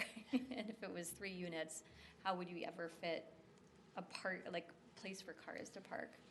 Yeah, I mean, it's very narrow, so it's, these are just ideas, I think, at this point. Tall. Build it really tall so you can. Well, Mr. Schultz. So are you saying knowing the size of the lot and its restrictions, it would be better to be zoned as an R1, which a potential up to 6 units per acre? Which feels like, yeah. Mm-hmm. Seems fair. Well, when you say, again, it's we say 6 units, R1 has 6 units per gross acre, so this is, what's the word I'm looking for? This is not an acre, so you wouldn't. It's not a gross acre, including the streets. So you wouldn't be able to get 6 units, if it was R1, you wouldn't be able to get 6 units on here. It's 6 units per gross acre, so. Mr. Sutter? We've talked about obviously it shouldn't be commercial. Well, what would medium density look like? In R2, medium density is actually what it should be rezoned for someday because that's how it's guided in the comprehensive plan, not low density. So how would you do a medium density development on this lot? Because it is so narrow. So it would have to be creatively configured in terms of maybe the townhomes, if it's townhomes, are laid out kind of long this way instead of this way, like the units to the south. But there's no way we can predict what a developer's proposal would be.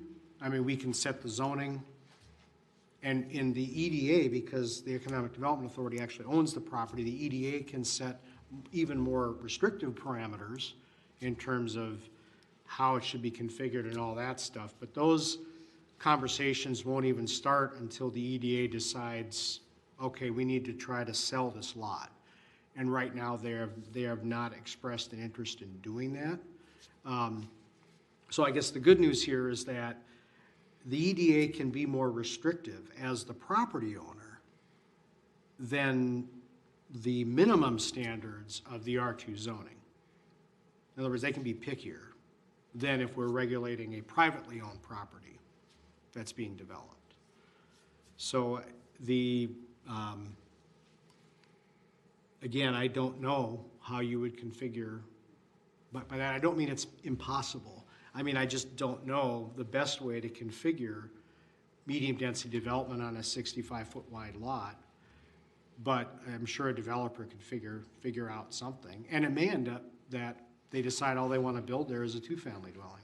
Or the other option is the EDA could consider splitting off the rear part of the lot and holding that for the eventual extension of Edgewood Avenue. If that ever happens, and that would require multiple private property owners to get together and decide they want that to happen, and then just have the part on Douglas be developed now.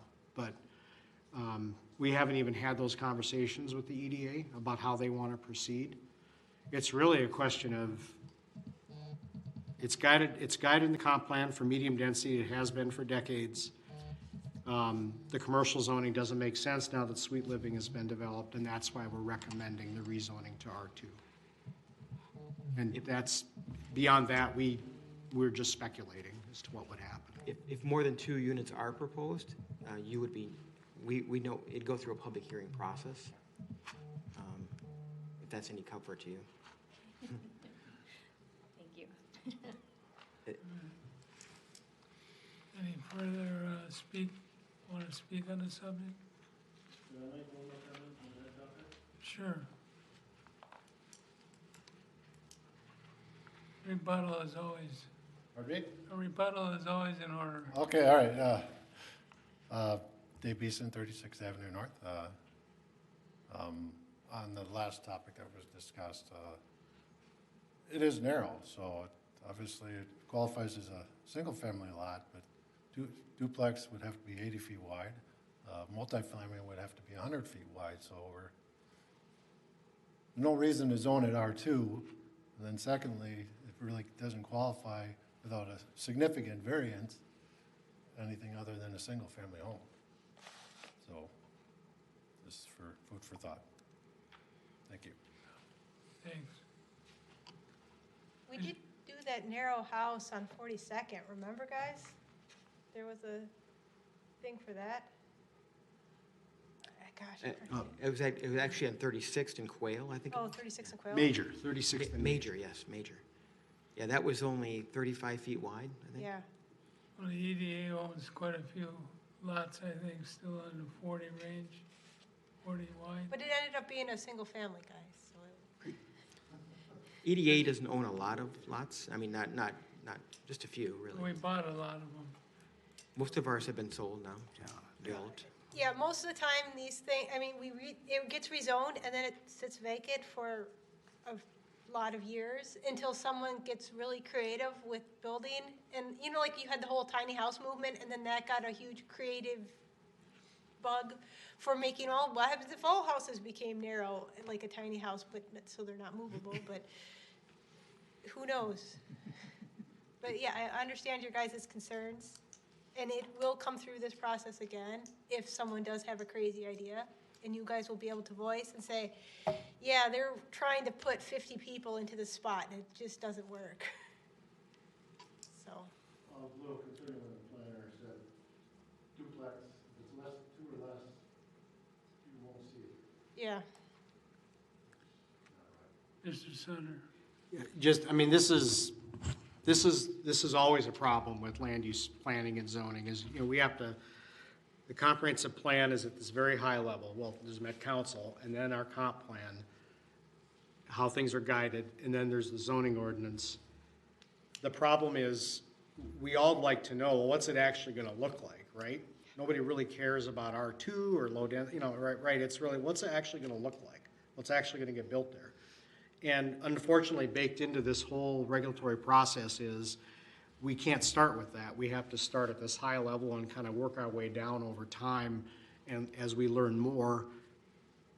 And at the appropriate time when we have more information, then we can get into what the correct configuration of buildings on this lot would be. But there's no question that the guidance has been medium-density residential for a long time. the properties south of it, all the way to 34th, are medium-density residential. The only reason this wasn't already zoned medium-density residential is there was sort of the hope that it would be incorporated into the Sweet Living property, which was commercial before. Now that hasn't happened, I would say that the R2 rezoning is basically doing what would have been done already if there hadn't been this question mark over the Sweet Living property until just a couple years ago. Thanks. Any further comments or questions, anybody? I see no further speakers that want to speak. So I'll close the public hearing. Do I have someone that make a motion concerning this issue before us?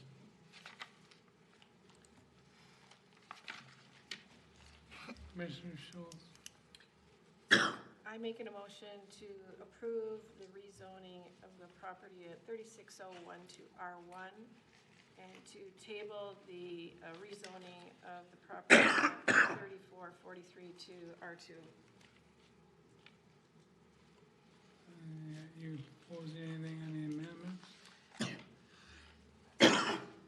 I motion to approve the amendments as written with the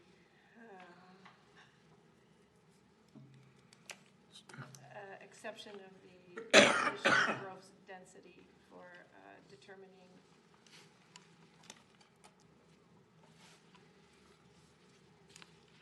use for, how can I state that?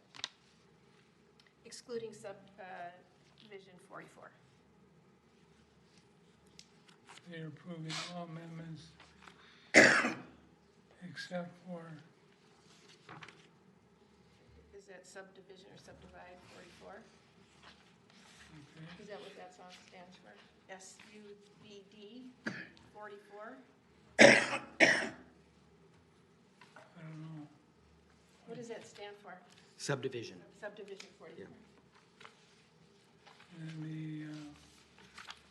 And then the motion to approve the rezoning of the property at 3601 to R1, but to not approve, no change to the rezoning of the property at 3443.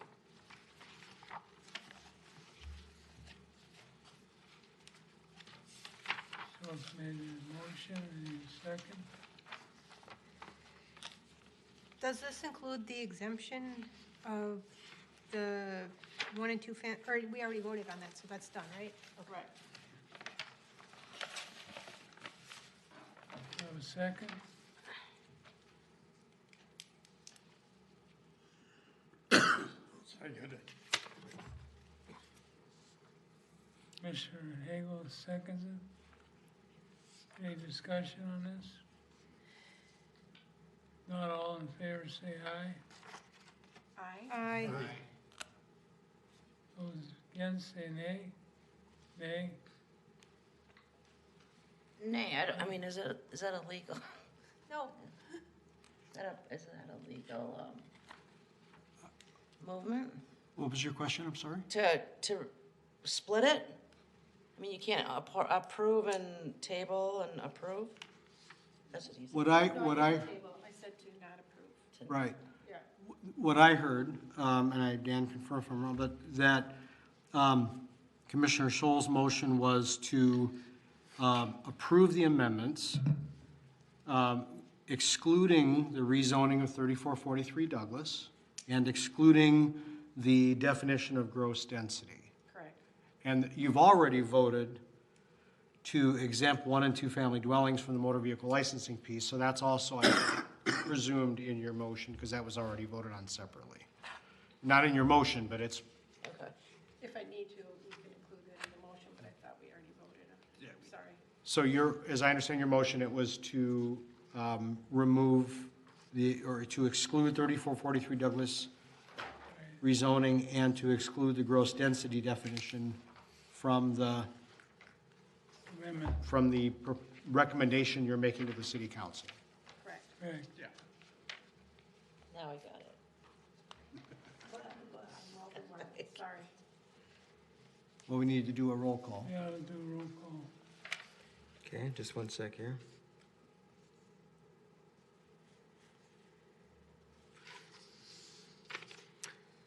Schultz? Yay. Johnson? Aye. Einfeld Brown? Aye. Selton? Nay. Mayor Stani? Aye. Strand? Aye. Heigel? Aye. That motion carries. Thank you.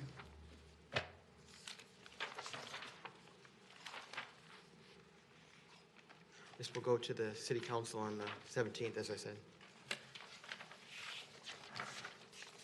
Next on the item is general information. City council actions on previous planning commission are none. Update of council liaison. Aye. What's been going on? There's been activity on 36th and Douglas, the wine thief, that's the name of it. They're starting construction on it, that's pretty exciting. The city council approved, what, $40,000 grant for the facade. Most of the money is coming from the county to do some improvements there. What else has been going? They're going to put a sidewalk in on Louisiana between 32nd and Medicine Lake Road, and there was some of the residents were not happy with their first decision, so they came in to a work session, this group, and it's going to move the parking on the New Hope side of the street, which is the west side, and put the sidewalk along the houses, which is the Crystal side of the street, east side.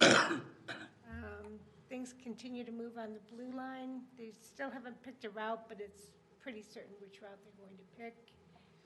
And how our station is going to look, 81 will be over the station, and the station will be at ground level. I'm pretty sure that's the way it's going to go. We vote, I think, next summer, don't we? Municipal consent. So, any questions? Do we have any news about the library? We don't, that's a Hennepin County property. I don't know what they're doing over there, but it's pretty extensive. It was gonna be closed for over a year. So I don't know what they're doing over there. Okay. I was just looking at that. The first phase of the project was the parking lot, and then the second phase was exterior and interior. And I took a look at it when I came in tonight, and the exterior is well underway to being totally redone. It looks Oh, like yeah. all the base work is done. Almost looks like they're adding a second story.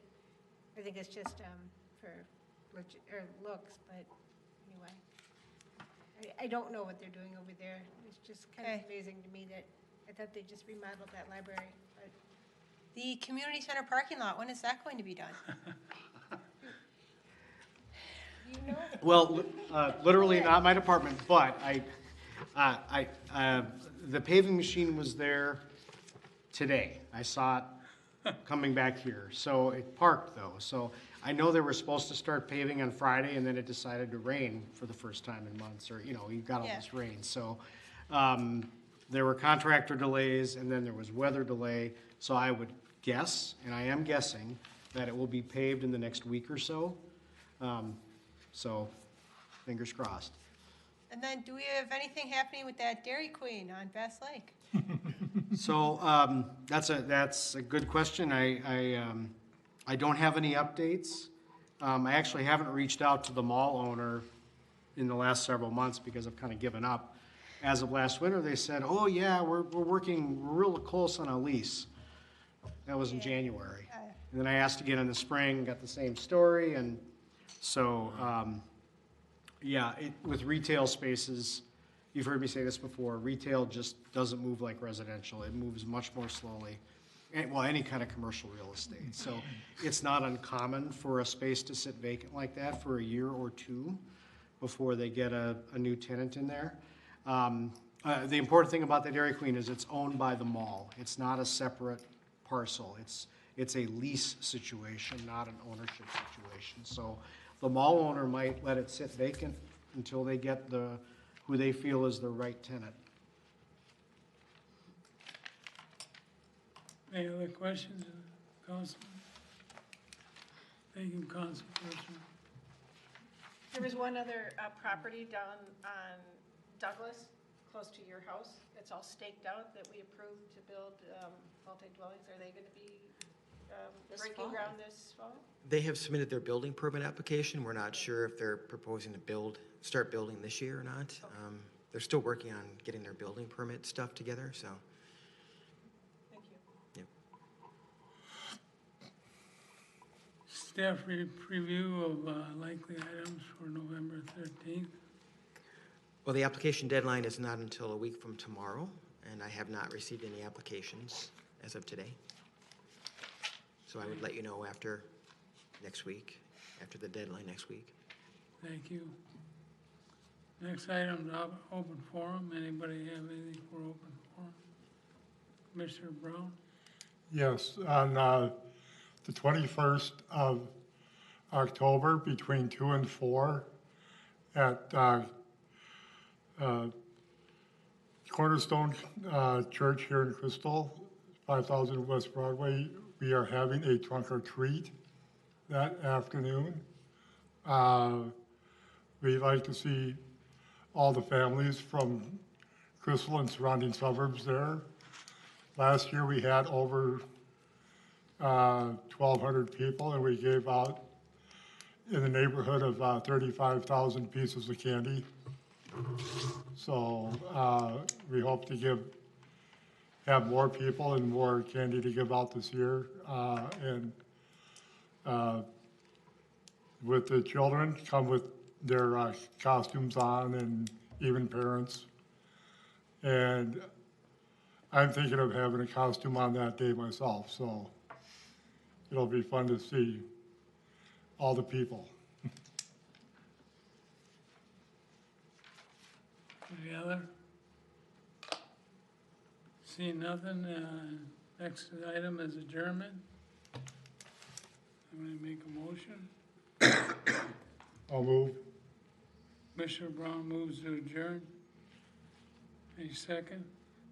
I'll second it. All in favor, say aye. Aye. Aye. Against, explain yourself.